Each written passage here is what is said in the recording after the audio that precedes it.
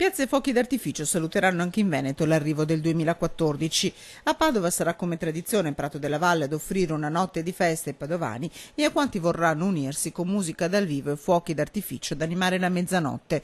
A Venezia, Piazza San Marco accoglierà il nuovo anno all'insegna del bacio di mezzanotte con una pioggia di fuochi pirotecnici a specchiarsi sulla laguna. A Verona festa in Piazza Bra con auguri della mezzanotte direttamente dal sindaco Tosi.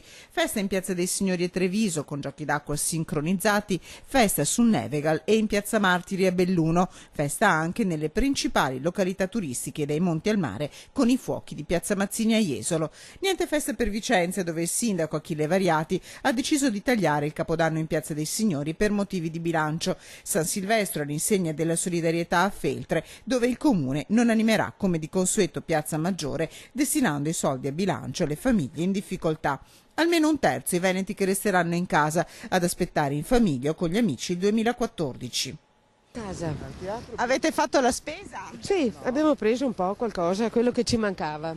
A casa di amici, ma è un capodanno, bisogna stare tranquilli. Ormai ho un'età, ma problemi di famiglia.